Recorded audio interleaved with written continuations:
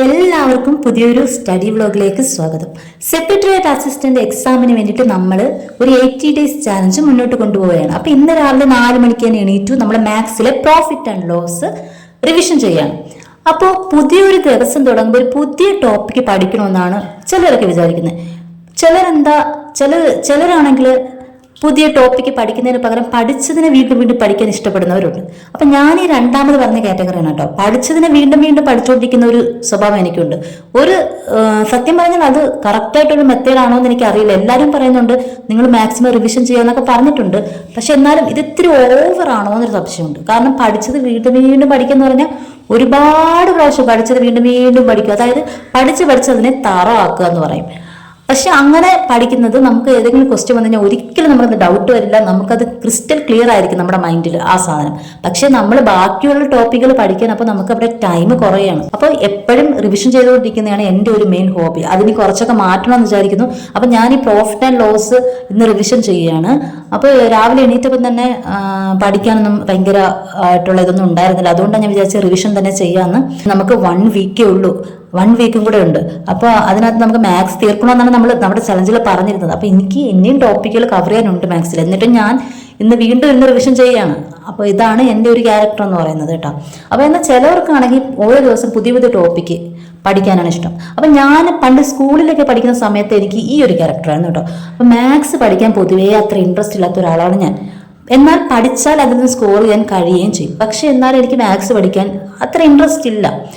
അപ്പോൾ നമ്മൾ സ്കൂളിലൊക്കെ പഠിക്കുന്ന സമയം മാത്സ് ടീച്ചർ വരുമ്പോൾ ഞാൻ എന്നും പ്രാർത്ഥിക്കുന്നത് അടുത്ത ചാപ്റ്റർ തുടങ്ങണേ, പുതിയ ചാപ്റ്റർ ആയിരിക്കണം, ഇങ്ങനെയൊക്കെയാണ് ഞാൻ പ്രാർത്ഥിക്കാറ്. കാരണം എന്ന് വെച്ചാൽ ഒരു ചാപ്റ്റർ തുടങ്ങുമ്പോൾ അതിൻ്റെ ആദ്യം ഭയങ്കര ഈസി ആയിരിക്കും, പിന്നെ കുറച്ച് അങ്ങോട്ട് പോകും തോറും ഈ പാടുള്ള ക്വസ്റ്റ്യൻസ് ഒക്കെ വരുന്നത്. അപ്പോൾ ആ ഒരു സ്കൂളിലൊക്കെ പഠിക്കുമ്പോൾ ഓരോ പുതിയ ടോപ്പിക്ക് പഠിക്കണേ, പുതിയ ടോപ്പിക്ക് വരണേ, മാത്സിൽ പുതിയ ചാപ്റ്റർ വരണേ എന്ന് ഞാൻ പ്രാർത്ഥിച്ചിട്ടുണ്ട് കേട്ടോ. അപ്പോൾ അതുപോലെ അങ്ങനെ പറഞ്ഞതുപോലെ ചിലവർക്ക് പുതിയത് പഠിക്കണം, ഓരോ ദിവസം ആകുമ്പോൾ പുതിയത് പഠിക്കണം, അതവിടെ വെച്ച് സ്റ്റോപ്പ് ചെയ്യുന്നു. കുറേ കഴിഞ്ഞ് അടുത്ത ദിവസം ആകുമ്പോൾ അടുത്തത് പഠിക്കുന്നു. അങ്ങനെ കുറേ ആൾക്കാരുണ്ട് കേട്ടോ. അപ്പം ഏത് രീതി ആയാലും രണ്ടിനെയും മെയിൻറ്റെയിൻ ചെയ്ത് കൊണ്ടുപോകാൻ കഴിയണം. ഒന്നുകിൽ രണ്ടും നമുക്ക് വേണം. പുതിയ ടോപ്പിക്ക് നമ്മൾ പഠിക്കണം, അത് റിവിഷനും ചെയ്യണം. ഒരു ടോപ്പിക്ക് മാത്രം പഠിച്ച് നമ്മൾ റിവിഷൻ മാത്രം ചെയ്തുകൊണ്ടിരുന്നിട്ട് കാര്യമില്ല. അതോടൊപ്പം തന്നെ നമ്മൾ റിവിഷൻ ചെയ്യാതെ പുതിയൊരു ടോപ്പിക്കിലോട്ട് പോയിട്ടും ഒരു കാര്യമില്ല. അപ്പോൾ ഈ 2 കാര്യങ്ങളെ മെയിൻറ്റെയിൻ ചെയ്യാൻ ആദ്യം പഠിക്കുക. അപ്പോൾ ഞാനിനി ഈ റിവിഷൻ ചെയ്യുന്ന കുറച്ചാലോ എന്ന് ആലോചിക്കുക. കാരണം പഠിച്ചത് വീണ്ടും പഠിച്ചുകൊണ്ടിരിക്കുന്ന ഒരു സ്വഭാവം എനിക്ക് ഭയങ്കരമായിട്ടും കൂടുതലാണ്. പിന്നെ എനിക്ക് പണ്ട് ഉണ്ടായിരുന്നൊരു ഇതാണ്, അതായത് നമ്മൾ കുറേ വീഡിയോസിലും കുറേ ആൾക്കാർ പറഞ്ഞും അങ്ങനെയൊക്കെ കേട്ട് ഈ ബുക്കിൽ കളർ പേനകൾ കൊണ്ട് വരയ്ക്കുക, ഇപ്പോൾ യെല്ലോ സ്കെച്ച് വെച്ച് വരയ്ക്കുക, റെഡ് സ്കെച്ച് വെച്ച് വരയ്ക്കുക, അങ്ങനെ കളർ പേനകൾ കൊണ്ട് ഓരോ പോയിന്റുകൾ വരയ്ക്കുക, ഇമ്പോർട്ടൻ്റ് ആയിട്ടുള്ള എന്തെങ്കിലും കാര്യങ്ങൾക്ക് താഴെ നമ്മൾ വരയ്ക്കുക. അതൊക്കെ നമ്മൾ സ്കൂളിൽ പോലെ പഠിച്ചു വന്നിട്ടുള്ള ഒരു ഇതാണ്. അപ്പോൾ അത് പറഞ്ഞതുപോലെ നമ്മളിപ്പോൾ ഒരു ഗൈഡോ ഒക്കെ വാങ്ങിക്കുമ്പോൾ അതിനകത്ത് ഇമ്പോർട്ടൻറ്റ് പോയിന്റ് വരുമ്പോൾ അതിൻ്റെ മുകളിൽ കൂടെ സ്കെച്ച് വെച്ച് വരയ്ക്കുക, പല കളറിൽ. അങ്ങനെയൊക്കെ ചെയ്തൊരു കലാപരിപാടി എനിക്ക് പണ്ടുണ്ടായിരുന്നു. പക്ഷെ ഇപ്പം അതില്ല. എന്തിനാണ് അങ്ങനെ അത്രയും നമ്മൾ ആർട്ട്പരമായിട്ട് ചെയ്തിട്ട് എനിക്ക് വലിയ മെച്ചമൊന്നും തോന്നിയിട്ടില്ല. അങ്ങനെ കുറേ ആർട്ടുകൾ കാണിച്ചിട്ട് അങ്ങനെ വരച്ചും കുറിച്ചും ഇരിക്കുന്ന സമയം കൊണ്ട് വേറെ എന്തെങ്കിലും ഒന്നും കൂടെ പഠിക്കാം, ഒരു ലൈനും കൂടെ അധികം പഠിക്കാമെന്നാണ് എനിക്ക് തോന്നുന്നത്. പണ്ട് ഞാൻ ഇതൊക്കെ ചെയ്യുമായിരുന്നു, പക്ഷെ എനിക്കത് എഫക്റ്റീവ് അല്ല. അങ്ങനെ വരച്ചുകൊണ്ട് പെട്ടെന്ന് മനസ്സിലാവുകയും അങ്ങനെയൊക്കെ ചെയ്യുന്ന ആൾക്കാരുണ്ടെങ്കിൽ നിങ്ങളത് കണ്ടിന്യൂ ചെയ്യുക. പിന്നെ നമ്മൾ പഠിക്കുമ്പോൾ, നമ്മളൊരു എക്സാമിന് പഠിക്കുമ്പോൾ മാക്സിമം നമ്മുടെ ഫോൺ നമ്മൾ അടുത്ത് വയ്ക്കാതിരിക്കുക. പഠിക്കുന്ന ടേബിളിലോ നമുക്ക് കാണാൻ പറ്റുന്ന രീതിയിലോ ഫോൺ വയ്ക്കാതിരിക്കുക. അതുപോലെ തന്നെ നമ്മളെ ഫോണിലെ നോട്ടിഫിക്കേഷൻ എല്ലാം ഓഫാക്കുക. അഥവാ നമുക്ക് എന്തെങ്കിലും ആവശ്യം ഉണ്ടെങ്കിൽ നമ്മൾ ഫോണിൽ എന്തെങ്കിലും സെർച്ച് ചെയ്യുമല്ലോ, നമ്മൾ പഠിക്കുന്നതായിട്ട് ബന്ധപ്പെട്ട് നമ്മൾ എന്തെങ്കിലും ഗൂഗിളിലൊക്കെ സെർച്ച് ചെയ്യുമല്ലോ, സ്വാഭാവികമാണ്. അല്ലാതെ നമ്മൾ യൂട്യൂബിൽ വീഡിയോസ് കാണാറുണ്ട്, അതൊക്കെ ശരിയാണ്. നമ്മൾ ടെലിഗ്രാമിലെ നോട്ടുകൾ നോക്കും. പക്ഷെ അതൊക്കെ ചെയ്യുമ്പോൾ നമ്മൾ ആദ്യം മറ്റുള്ള നോട്ടിഫിക്കേഷൻ, യൂട്യൂബിൽ നിന്നുള്ള നോട്ടിഫിക്കേഷൻ ആവട്ടെ, അതിൽ നമുക്ക് ന്യൂസുകളൊക്കെ വരുമല്ലോ, അപ്പോൾ ആ നോട്ടിഫിക്കേഷനൊക്കെ ആദ്യം ഓഫ് ചെയ്തിടുക. കാരണം അല്ലെങ്കിൽ അത് കിടക്കുമ്പോൾ നോട്ടിഫിക്കേഷൻ ഓണായി കിടക്കുകയാണെങ്കിൽ നമ്മളിപ്പോൾ നോട്ട് എഴുതിക്കൊണ്ടിരിക്കുകയാണെങ്കിൽ ഏതെങ്കിലും ഒരു വാർത്തയോ ഏതെങ്കിലും യൂട്യൂബിൽ നിന്ന് എന്തെങ്കിലും അങ്ങനെയൊക്കെ വരികയാണെങ്കിൽ നമുക്ക് അതെന്ത് സംഭവം എന്ന് പറഞ്ഞ് പെട്ടെന്ന് കയറി നോക്കാനുള്ള ടെൻഡൻസി വരും. അത് നോക്കിക്കഴിഞ്ഞാൽ അത് സ്ക്രോൾ ചെയ്ത് തൊട്ടടുത്ത് താഴത്തെയുള്ള അടുത്തത് നോക്കാനുള്ള ഒരു ഇത് വരും. അപ്പോൾ അതുകൊണ്ട് മാക്സിമം നമ്മൾ ഫോണിലെ നോട്ടിഫിക്കേഷൻ ഓഫ് ചെയ്യുക. പിന്നെ വേണ്ടാത്ത ആപ്പുകളെല്ലാം ഡിലീറ്റ് ചെയ്ത് കളയാം. നമുക്ക് നമ്മുടെ പഠിത്തത്തിനെ മോശമായിട്ട് ബാധിക്കുന്ന തരത്തിലുള്ള ആപ്പുകൾ, അതായത് ഇപ്പം ഇൻസ്റ്റഗ്രാമാണ്, നമ്മൾ അതിൽ ഇൻസ്റ്റഗ്രാമിൽ ജസ്റ്റ് ഒന്ന് കയറി കഴിഞ്ഞാൽ ഓട്ടോമാറ്റിക്കലി നമ്മൾ അടുത്ത റീൽസ് നോക്കും. അങ്ങനെ നോക്കിക്കൊണ്ടിരിക്കും. അത്യാവശ്യമുള്ളത് മാത്രം വെച്ചിട്ട് ബാക്കിയുള്ളതെല്ലാം ഡിലീറ്റ് ചെയ്യുക എന്നുള്ളതാണ് എനിക്ക് പറയാനുള്ളത്. പിന്നെ നമ്മൾ പഠിക്കുന്ന ടേബിളിൽ ഫോൺ മാക്സിമം വെക്കാതിരിക്കുക. നോട്ടൊക്കെ എഴുതാനുണ്ടെങ്കിൽ മാത്രം ഫോണിൽ വയ്ക്കുക.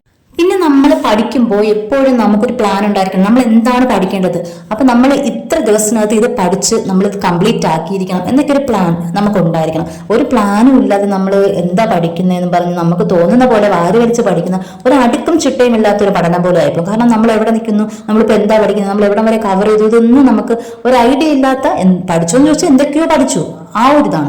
അപ്പൊ ശരിക്കും നമുക്കൊരു അടുക്കും ചിട്ടയിലൂടെ ഒരു പ്ലാൻ ഉണ്ടായിരിക്കണം. നമ്മൾ എന്തൊക്കെയാണ് പഠിക്കേണ്ടത്, ഇത്ര ദിവസത്തിനുള്ളിൽ നമ്മൾ ഇത്രയും കംപ്ലീറ്റ് ചെയ്യണം, ഈ ടോപ്പിക് നമ്മൾ ഇത്ര ദിവസത്തിനുള്ളിൽ കംപ്ലീറ്റ് ചെയ്യണം, അങ്ങനെ ഒരു പ്ലാൻ നമുക്ക് ഉണ്ടായിരിക്കണം. അത് കുറച്ചുകൂടി എഫക്റ്റീവ് ആണെന്ന് എനിക്ക് തോന്നുന്നുണ്ട്. പിന്നെ ഒരു കാര്യം പറയാനുള്ളത്, പണ്ടൊക്കെ ഞാൻ നൈറ്റ് ഒരുപാട് ടൈം ഇരുന്ന് പഠിക്കാറുണ്ടായിരുന്നു. കാരണം എനിക്ക് രാവിലെ എണീക്കാൻ പറ്റൂല. എന്തൊക്കെ സംഭവിച്ചാലും രാവിലത്തെ ഉറക്കം എന്ന് പറയുന്ന ഒരു പ്രത്യേക സുഖമാണ് കേട്ടോ.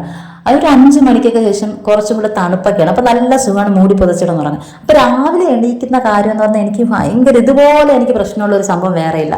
ഞാൻ രാത്രി എത്ര നേരം വേണമെങ്കിലും ഇരുന്ന് പഠിക്കും. ഇപ്പൊ ഞാനിപ്പോൾ 10 മണിക്ക് പഠിക്കാൻ തുടങ്ങിക്കഴിഞ്ഞാൽ രാത്രി 2 മണി 3 മണിയിലേക്ക് എനിക്കിന്ന് പഠിക്കാൻ പറ്റും. ഓക്കെ, കുഴപ്പമില്ല. രാത്രിയിൽ എനിക്ക് ഉറക്കം ഇല്ലെങ്കിൽ കുഴപ്പമില്ല. പക്ഷെ നമ്മൾ ഉറങ്ങി കഴിഞ്ഞിട്ട് പിന്നെ രാവിലെ എണീക്കുന്ന ഒരു പരിപാടി എന്ന് പറയുന്നത് ഒട്ടും ഇഷ്ടമില്ലാത്തൊരു സംഭവമാണ് കേട്ടോ.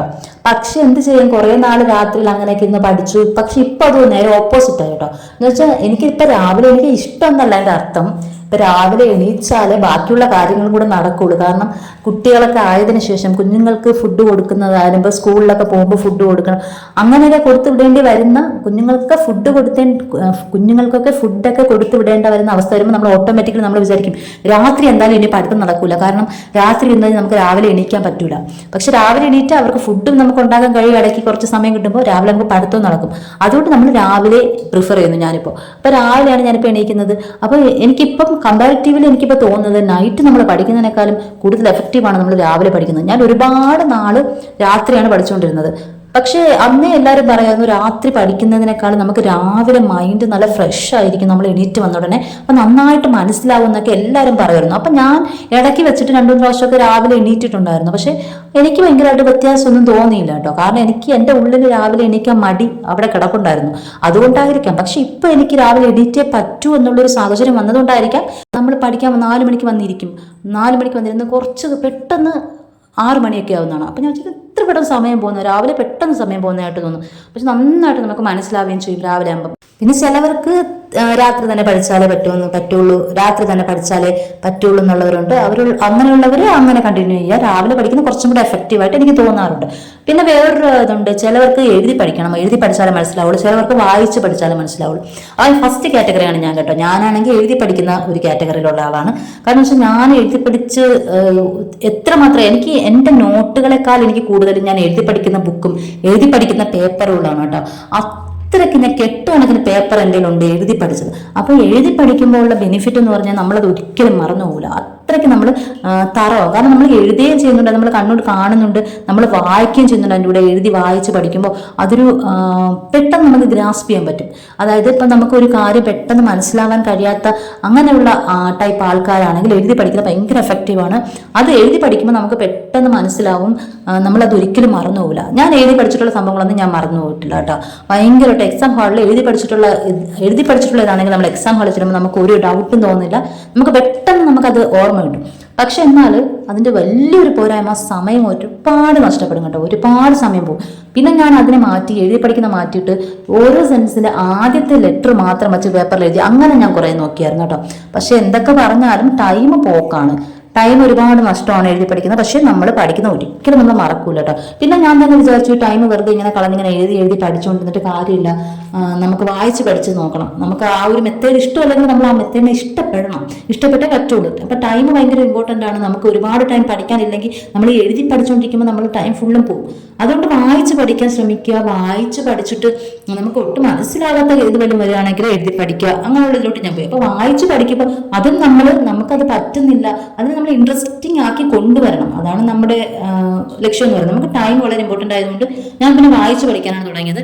അപ്പോൾ പണ്ടൊക്കെ ഞാൻ ഒരു കാര്യം ഒരുപാട് വട്ടം ഇങ്ങനെ വായിച്ചുകൊണ്ടിരിക്കും.